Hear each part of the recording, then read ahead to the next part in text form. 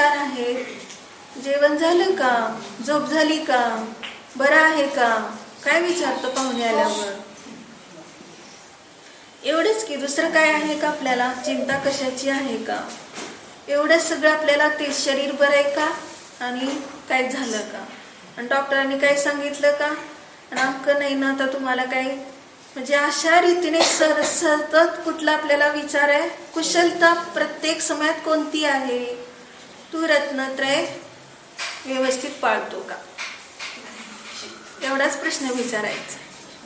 लगेच त्याला टोलाच बसेल की तो विचारतोय काय? रत्नत्रय व्यवस्थित पाळतो का? मग लगेच अगदी दचकल्यासारखं, कुठलं रत्नत्रय म्हटलं? म्हणजे एवढं सुद्धा आपल्याला रत्नत्रय माहित नाही. म्हणजे काय आहे तर हा मला विचारतोय रत्नत्रय, म्हणजे स्वस्थता तुझी कशात आहे, आणि मी तर कशात अडकलंय. नुकताच त्याचा विचार, आता मला हा भेटेल तो भेटेल, मग मी त्याच्याशी बोलेल. स्वप्न राज्य रंगवते ना. मग अशी स्वप्न राज्य रंगवताना काय होईल? त्याला सतत विचारेल. गोष्ट ऐकायची की नाही? गोष्ट सांगणार आहे. ते काय नाही आपल्याला, ते कुदगल आहे. ते काय करायचं आपल्याला त्याचं? आपण फक्त भगवान कसे तेवढं बघायचं. भगवान कसे मांडीवर मांडी घातली आहे, हातावर हात ठेवलाय. भगवान कसे तसं बसायचं आपण सुद्धा. दुसरं कुठलं काही सुद्धा विचार करायचा नाही. मग गोष्ट कोणती ऐकायची? एक असतो वेडा, आपल्यासारखा एक वेडा असतो, आणि त्याने काय घेतलेलं असतं? दारू घेतलेली असते. मग तो काय करतो? पिऊन मस्त नशेत पडतो. मग रस्त्यावर सुद्धा त्याला वाटतं का गाडी येईल आपल्या अंगावरनं जाईल वगैरे? काहीच वाटत नसतं. मग गाडी आल्यावर हॉर्न किती वाजवला तरी उठत नाही. मग उठत नाही म्हटलं त्याला बाजूला सरकवतो तो उतरून खाली. तो म्हणतो मी काय उठणार नाही, हा रस्ता माझा आहे. मग गाडी मला घेऊन जायची आहे, 5 मिनिटं सरक म्हणून सांगितलं तर गाडी म्हणजे काय ह्याचा डबा, पत्र्याचा डबा तुझ्या डोक्यावर घेऊन जा म्हणून सांगतो. त्या गाडीला पत्र्याचा डबा म्हणतो, आणि कुठे घेऊन जा? डोक्यावर घेऊन जा म्हणतो. बरोबर आहे की नाही? त्याचं एक अपेक्षेने पत्र्याचा डबा आपल्या डोक्यात बसलाय. तो माझी गाडी म्हणजे पत्र्याचा डबा, आणि कुठं बसलाय? डोक्यात बसलाय. आणि तसंच आपले सगळे लोक आपल्या डोक्यात बसले. ते सगळं काढून टाकायचंय, आणि काय करायचं आता? फक्त एक हलकं हलकं व्हायचं. मी एक आत्मा आहे, दुसरं काही सुद्धा माझं नाही. मग 77 नंबरचा श्लोक पाहायचा आहे. आत्मन्येवात्मधीरन्याम शरीर गतिमात्मनः मन्यते वयं त्यक्त्वा वस्त्रं वस्त्रान्तरग्रहम्. आत्मनी एव आत्मधीहि, आत्म्यामध्येच आत्मबुद्धी असणारा अंतरात्मा शरीर गतीम, शरीराच्या अवस्थेला, आत्मनः अन्याम, आत्म्यापासून अन्याम म्हणजे भिन्न, मन्यते म्हणजे मानतो. जे शरीराच्या उत्पत्ती विनाशाला आपल्या आत्म्याच्या उत्पत्ती विनाश मानत नाही. कोण मानत नाही? मानतो कोण? आणि अंतरात्मा मानत नाही. म्हणजे आत्म्यापासून त्याला भिन्न मानतो. म्हणजे शरीराची उत्पत्ती झाली तरी माझा उत्पाद होत नाही, म्हणजे जन्म होत नाही. शरीराचा नाश झाला तरी माझं मरण होत नाही. मग मरणाच्या वेळेला काय होतं? वस्त्रम त्यक्त्वा वस्त्रांतर ग्रहण, एक वस्त्र सोडून दुसरं वस्त्र ग्रहण करण्याप्रमाणे निर्भय राहतो. निर्भयम म्हणजे इतकं निर्भय राहिलं पाहिजे की आपण किती वेळा दिवसातनं साड्या बदलतो. कार्यक्रम असला तर काही विचारायला नको. जशा प्रकारचा कार्यक्रम तशा प्रकारच्या साड्या, सारखं बदलतच राहतो. तोच एक आपला कार्यक्रम असतो. मग तिथं एक साडी काढताना अगदी छान अंबर नेसलेली होती, आणि ती काढून परत दुसरा अंबर नेसतो. मग त्यावेळेस वाईट वाटतं का? हे की ती आपली आवडती आहे, ही काढतोय आपण, लगेच त्याला काढून टाकतो बुद्धीतनं सुद्धा, आणि दुसरी घालतो. मग तसं हे शरीर सुद्धा किती चांगलं, अगदी धडधाकट असू देत, निरोगी असू देत, सुंदर असू देत, आपल्या मनाला आवडणारा असू देत, तरी हे चाललंय ना, जाऊ दे, काही सुद्धा त्याची मला चिंता नाही. इतकं निर्भय झालं त्याच्याविषयी. किंवा तो आत्म्यामध्ये राहणारा, आत्मबुद्धी असणार. इतकं अगदी खंगून खंगून चाललंय, मान हलते, केस पिकलेले आहेत, हातपाय लटपटतायत, रोग झालाय, तरी काय वाटते अजून आशा? राहावंच वाटतं ना. यमराजाची नोटीस आली, म्हाताऱ्याने मान हलवली. मग तिथं काय सांगितलं? नातू पंतू कसे पाहू मी. तो काय म्हणतो? यमराजाची नोटीस आली तर नातू पंतू मी कसं पाहणार म्हणतो. म्हणजे इतकी मान हलते तरी सुद्धा त्याला वाटतं की आता मला अजून नातू पाहायचंय, पंतू पाहायचंय, खापर पंतू पाहायचंय, अमकं पाहायचंय. हे पाहण्याचं म्हणजे आपण काय करतोय लक्षात घ्यायचंय. एकेका इंद्रियाने स्वतःला पीडत नाही तर समाजाला सुद्धा पीडतोय, हे लक्षात घेण्यासारखं आहे. आपल्याला लक्षात येत नाही समाजाला सुद्धा कसं पीडतोय ते. पहा की म्हणतो ती बाग मला खूप छान वाटते आणि अशीच बाग असावी म्हणून मी ती सजवली आहे. ते चक्षु इंद्रियासाठी किती जीवांची हिंसा केलीस, किती समाजाला पीडलंय. चक्षु इंद्रियाच्या तृप्तीसाठी अनेक प्रकारची झाडं, बगीचा वगैरे लावून त्याच्यात आनंद मानतोय. म्हणतो हे समुद्र पाहायला चांगलं वाटतंय, हे टेकडी पाहायला चांगलं वाटतंय, अमकं पाहायला चांगलं वाटतंय. ह्या एका चक्षु इंद्रियाने किती जणांना तू फिरवलेस, किती जणांना तू त्रास दिलाय, किती पिडलंय. स्वतःला तर पिडलंय, पण इतरांना सुद्धा किती पिडलेलं आहे. आणि रसनेंद्रियासाठी तर काय विचारायला नको, किडे झालाय, अन्नातला किडा झालाय. म्हणजे कसं झालंय रसनेंद्रियासाठी तर कसं सर्वांना त्रस्त केलेलं आहे. आता हे तर माहितीये की त्या स्वयंपाकाच्या डोक्यावरच खीर ओतली त्यांनी चक्रवर्तीने. का तर मला गरम गरम खीर का दिली, म्हणजे माझं तोंड पोळलं. आणि तो स्वयंपाकी काय सांगत होता? वेळेच्या आधी पण यायचं नाही आणि वेळेचं उल्लंघन पण करायचं. आणि त्या दिवशी चक्रवर्ती वेळेच्या आधी आलेला. मग खीर कशी राहिली? ती गरम. तरी ताटावर बसल्यावर त्यांनी सांगितलं थोडंसं थंड होऊ दे, पण तरी सुद्धा ऐकलं नाही. लगेच तोंडात घास घातला, पोळलं की ते पातेलं घेतलं आणि त्याच्या डोक्यावर होत. रसनेंद्रियाच्या तृप्तीसाठी किती जणांना पिडतो. म्हणजे एकेंद्रिय तर सगळे पिडले गेलेतच. म्हणतो ना मला आंबा छान आवडतो, ह्या जातीचा आवडतो, हापूसचा आवडतो, म्हणजे त्या एकेंद्रियांना किती पिडले. मग म्हणतो आमच्यासाठी लावले तर ते झाड आले त्याच्यासाठी, आम्ही आले म्हणून खातोय, नाही आलं तर आम्ही कशाला खातोय. मग एकमेकांचे ते भाव आहेत, अवदैक भाव. तो म्हणतो मी याला तृप्त करणार ना, हा म्हणतो तू मला काही देत नाही, तू मला दिलं पाहिजेस. एकमेकांच्या भावाने तशी झालेत झाडं, तशी झालेत फळं. आणि मग म्हणतो किंवा भाज्या किंवा गहू धान्य, मग त्या सगळ्यांना प्रत्येकाला म्हणतो छान आहे, मिटक्या मारून खातोय. ह्या एकेंद्रियांना तर पिडलंच आहे. त्याच्याबरोबर अनंत काय जीव सुद्धा पिडले जातात, त्याबरोबर त्रसजीव पण पिडले जातात, आणि त्याबरोबर माणूस पण पिडला जातो, पशु पण पिडले जातात. कसे पिडले जातात? बैलांनी गाड्या पाहून न्यायचं, कशाचं? ऊसाचं ओझं.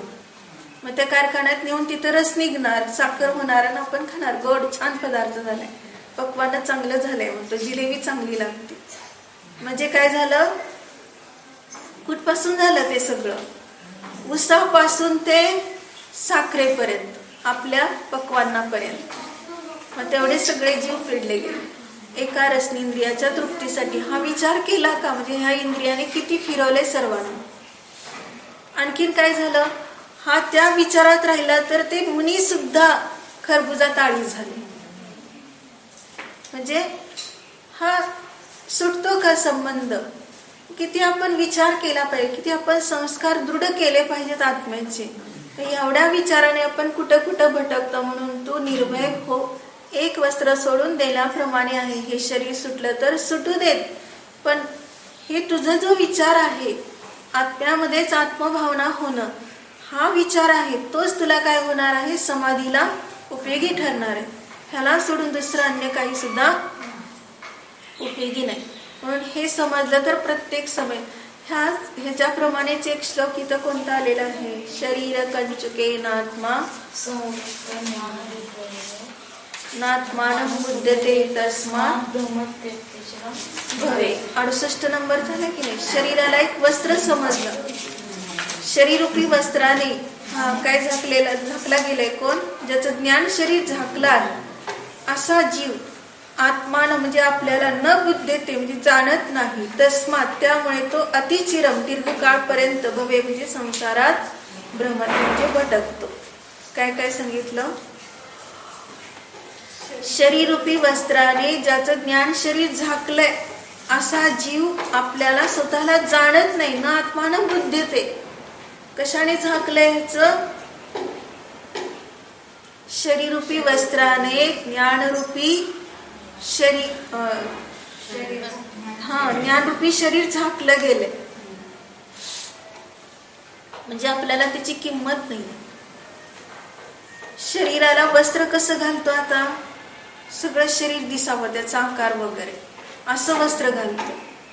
मग त्या शरीराविषयी जसा जसा मोह वाढत गेला तसं तसं वस्त्र सुद्धा सुटत गेलं. दिगंबर नाही, कसं सुटत गेलं, मोहाने सुटत गेलं. त्या शरीराचं आकार दिसावा इतकं त्याच्याविषयी मोह झाला. मग तसं आपल्याला आत्मज्ञान शरीर दिसण्यासाठी ह्या शरीरूपी वस्त्राला आपण बाहेर केलं का, शरीरावरचं वस्त्र बाहेर केलं, पण शरीर वस्त्र बाहेर केलं का, आत्मा दिसण्यासाठी म्हणजे ज्ञान शरीर दिसण्यासाठी. ते तो तर किती शोभिवंत आहे ज्ञान शरीर, आणि त्याची शोभा अजून आपल्याला पाहावीशी वाटत नाही, त्याची सुंदरता अजून आपल्याला जाणीवीत येत नाही. म्हणून आपल्याला काय वाटतं, अजून झाकूनच ठेवावं. त्यामुळे झाकलेला हा आत्मा ज्ञान जाणीवेत येत नाही. म्हणून सतत काय केलं पाहिजे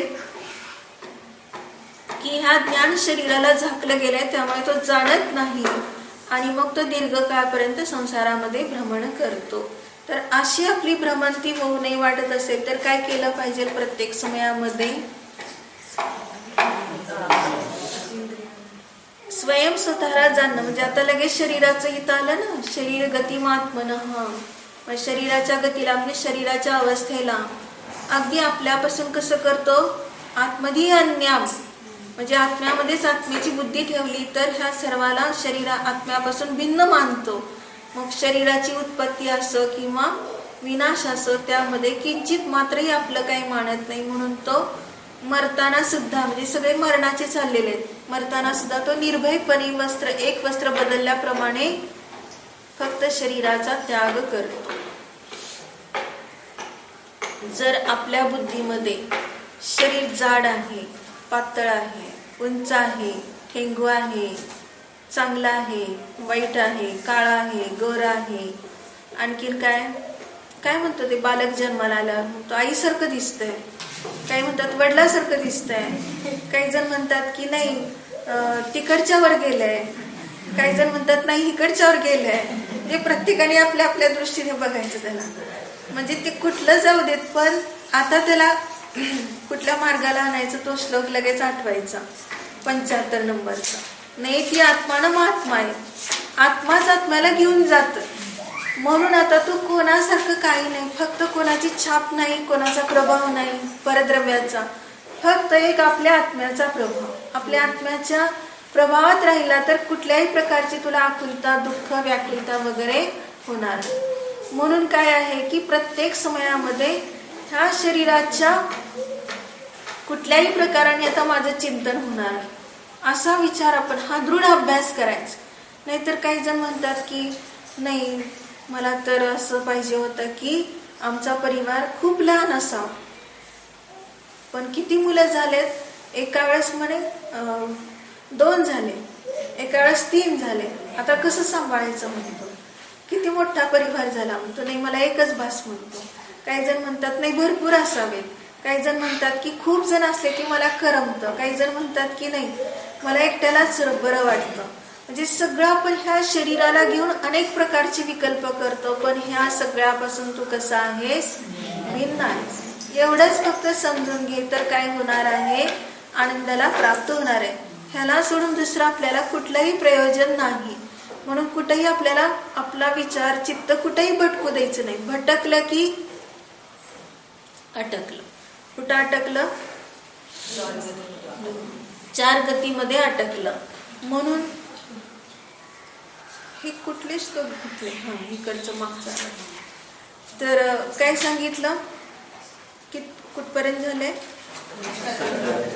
77 पर्यंत झाले होते का? 78 पण झाले. व्यवहारे सुषुप्तो यः सजागर्त्यात्मगोचरे जागर्ति व्यवहारेऽस्मिन् सुषुप्तश्चात्मगोचरे. यः म्हणजे जो, व्यवहारामध्ये सुषुप्त म्हणजे झोपलेला असतो. स आत्मगोचरे जागर्ती, तो आत्मविषयात काय असतो? जागा असतो. च म्हणजे आणि अस्मिन व्यवहारे, ह्या व्यवहारामध्ये जागृती जागृत असतो. तो आत्मगोचरे आत्मविषयात कसा असतो? सुषुप्त म्हणजे झोपलेला असतो. बघा, व्यवहारात जो झोपलेला आहे तो आत्म्यात जागा आहे, आणि जो व्यवहारात जागा आहे तो आत्म्यात झोपलाय. अगदी सोपं सूत्र सांगितलं. आपण कोणाची स्तुती करतो? व्यवहारात जागा असणाऱ्याची स्तुती करतो की हे व्यवहारातच की व्यवहारात जागा असणाऱ्याची स्तुती करतो की आत्म्यात जागा असणाऱ्याची स्तुती करतो? एवढंच उत्तर पाहिजे. व्यवहारात जागा असणाऱ्याची स्तुती करतो, तीच आमची दृष्टी आहे. म्हणतो बघा की किती हुशार आहेत ते, त्यांनी काय केलेलं आहे, थोडक्यात सगळं काही बसवलंय आणि सगळं काही इतकं व्यवस्थित आहे, परत कुठं काही नडणार नाही असं आहे. बघा, खूप हुशार आहेत ते. कुठं हुशार आहेत? आत्म्याचं विचारलं तर काही नाही. थोडंसं काही झालं की रडतात, थोडंसं काही झालं की हसतात, थोडंसं काही झालं की दुःखी होतात, रुळून जातात. म्हणजे त्यांना आत्म्याचं ज्ञान नसल्यामुळे शांती नाही दिली, म्हणजे ते आत्म्यात झोपलेले. मग आता एखाद्याला व्यवहारातलं काही काही येत नसतं. ते उदाहरण सांगितलं ना मध्ये काहीतरी, की त्या मॅडम भेटायला गेल्या त्यांच्या मैत्रिणीला. मग ती मैत्रीण काय म्हणाली,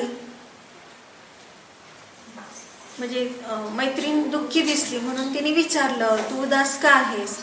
मग तिने सांगितलं की मला एक चहाचा मळा म्हणजे सौदा केला होता आणि तो मला मिळाला नाही. मग का मिळाला नाही तर सांगितलं की दुसरा एक आला मनुष्य आणि त्याने माझ्यापेक्षा 10 लाख जास्त दिले, त्यामुळं त्याला देऊन टाकलं ते. मग ही काय मॅडम काय म्हणाले की जाऊ देत, गेलं तर तुला 2 मळे आहेतच की पहिले. मग ती काय म्हणाली की 2 मळे असले तरी हा 3रा मळा मला पाहिजे होता. कशाला पाहिजे होता? 2 मुलांना 2 आणि आता एक नातू झालाय. मग त्या नातूच्या नावाने हा 3रा नातू. केवढा आहे? 1 वर्षाचा. मग ती म्हणाली की 1 वर्षाचा असला म्हणून काय झालं, मोठा झाल्यावर त्यालाच मिळाला असता. म्हणजे आशा कुठं आहे? जन्माला आल्यापासून परिग्रह, जन्माला आला तो परिग्रह चेतन परिग्रह, त्याच्या नावाने केलं तर अचेतन परिग्रह. त्याचं नाव लगेच पंचायतीमध्ये नोंद होतेच, म्हणजे परिग्रह सुरू झाला. आणि मग अशा रीतीने काय होतंय, सगळे विकल्प त्याच्या पाठीमागे सुरू झाले. म्हणून काय आहे की निर्विकल्प राहण्यासाठी सतत आम्हाला अशरीरी स्वभावाचं काय केलं पाहिजे, चिंतन केलं पाहिजे, तोच अभ्यास केला पाहिजे. तर आम्ही काय होणार आहे, शांतीने जगणार आहे. नाहीतर काय होणार आहे, दुःखी होणार आहे. म्हणून प्रत्येक समयामध्ये खरोखर आपल्या हातात तेव्हा आत्माच आत्म्याचा गुरु सांगितलं ना, तो कुठल्या मार्गाला घेऊन जाणार तू ठरव. पुढे एक घटना काय घडली, पुढे त्याच ह्याच्यामधलं सांगितलं. ते मॅडम असंच फिरत फिरत गेल्या आणि मग काहीतरी तिथे एक गाडी जास्त वेळ थांबली आणि पाऊस काहीतरी असल्यामुळं पुढे जाऊ शकली नाही. म्हटलं आता 2-3 तास काही गाडी जाणार नाही सांगितलं. 2-3 तास काय करायचं, मग ती आपली गावात इकडं तिकडं फिरायला लागली. पण रात्री अंधार असल्यामुळं खेडगाव होतं ते, त्यामुळं कुठं काही दिसेना. मग एक मारुतीचं देऊळ होतं, तिथं ती गेली. मग तिथे एक अगदी टिमटिमता दिवा होता. तेवढ्यातच ती गेली तर एक अतिशय वृद्ध असलेला मनुष्य दिसला. म्हणजे तो देवाची पूजा वगैरे करत असेल काही. मग तिथं त्याची पत्नी पण दिसली. दोघेही वृद्ध होते. मग तिला जरा वाईट वाटलं की यांची किती हालाकीची अवस्था आहे, असं जरा ती टिपत होती. मग ती काहीतरी असं बोलत असतानाच ती म्हटली की दिवा लावा, म्हणजे आरती करा. आरती केल्यावर जरा उजेडात आणखीन चांगला दिसेल म्हणून ते म्हणत असेल, आणि किंवा आरतीमध्ये काहीतरी तिला त्यांना भेट द्यावी असं वाटत असेल. कुठल्या तरी निमित्तात अचानक अपरिचितांनी कसं द्यायचं म्हणून काहीतरी उपाय काढला तिने. आणि मग काय झालं, तिने आरती केली नेहमीसारखी.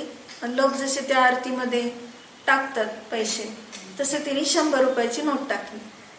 मग तो अंध पण होता तो, त्यामुळे त्याला त्याने चाच पडून पाहिलं. मग त्या स्पर्शाने सुद्धा ओळखलं की जरा जास्तच आहे. मग तो काय म्हणतो की नेहमीपेक्षा भक्त जे मला देतात त्याच्यापेक्षाही जरा जास्तच वाटतेय, तर एवढं काही मला नको म्हणतो. मग त्यावेळेस ती सांगते की 100ची नोट आहे, घ्या, त्याच्यामध्ये तुम्ही काही असं मानू नका, तुम्हाला चांगली सोय व्हावी म्हणून मी दिलेलं आहे. तर त्यावेळेस तो म्हणतो की नाही, माझं जे नेहमीप्रमाणे चालले 10च्या वर कधी येत नाही. जास्तीत जास्त कोण टाकलं तर 10, मग त्याच्यापेक्षा मला जास्त काही नको, तुम्ही घेऊन टाका. तर त्याच्या पत्नीकडे पाहिलं तर त्याची पत्नी पण त्याच्यासारखी अंध, म्हणजे पतीसारखीच बोलली की नको आपल्याला परिग्रह. अशा रीतीने दोघांच्या इथे निरपेक्षता पाहिला तिला खूप म्हणजे असं मनामध्ये वाटलं की असेही काही लोक आहेत. मग त्यावेळेस परत आता म्हटले की नाही, तुम्ही दोघेही वृद्ध आहात, तर तुमची चांगली सोय व्हावी म्हणून मी तुमच्या नावाने बँकेत काहीतरी जमा करते, आणि मग तुम्ही त्याच्यावर आपला उदरनिर्वाह करा. कुठं काही झालं तर डॉक्टरांच्याकडे जाता येते, औषध घ्या वगैरे असं ती म्हणत होती. तर त्यांनी दोघांनी काय सांगितलं की आमच्या नावाने परिग्रह नको. म्हणजे आम्हाला आता कसं जगायचंय, निष्परिग्रही जगायचे. आम्हाला आता परिग्रह संचय करायचा नाही. आम्हाला भरपूर होतंय, जेवढं आमचं आयुष्य आहे तोपर्यंत हे लोक देतात खायला प्यायला, आणि काही आम्हाला आजार असला तर तेच लोक आम्हाला घेऊन जातात. हे गावकरी लोक आम्हाला चांगलं सांभाळतात, आणि परत आम्हाला वेगळा परिग्रह नको. तो परिग्रह आला तर चोरीचं भय राहिलं, परत लोक म्हणणार तुमच्या नावाने एवढं आहे, आम्ही बघणार नाही, कोणीच बघायला येणार नाही, माणुसकी फार मोठी असते, आम्हाला परिग्रह नको. एवढं सांगून तिने ते सुद्धा स्वीकारलं नाही. मग तेव्हा तिच्या मनात आलं, एक टोक कुठलं पाहिलं, मैत्रीण म्हणते की 3रा मळा पाहिजे होता. आणि एक टोक कुठलं पाहिलं आता की यांना देऊन सुद्धा ते नाही म्हणतात, नको म्हणतात. मग तिने स्वतःच्या मनामध्ये काय ठरवलं की मला सुद्धा हा विचार अभ्यास करायचा आहे की परिग्रहाने रहित मला सुद्धा कसं जगता येईल, मला सुद्धा परिग्रह नको, त्यातच खरी शांती आहे. मग तसं इथं सांगितलं व्यवहारामध्ये. मग तो व्यवहारात असं का असं चालेल, मग व्यवहारात जो झोपलाय तो आत्म्यात जागा आहे, म्हणून व्यवहारात कसं चालेल हा विचार करणारा व्यवहारात जागा आहे आणि आत्म्यात झोपलेला आहे. मग आजपर्यंत तेच केलं आपण अनादी काळापासून. आता तरी असं होऊ नये म्हणून काय केलं पाहिजे, स्वतःला जाणलं पाहिजे, तर आपोआपच काय होणार आहे, या सर्व कचाट्यातून सुटणार आहे. कार्य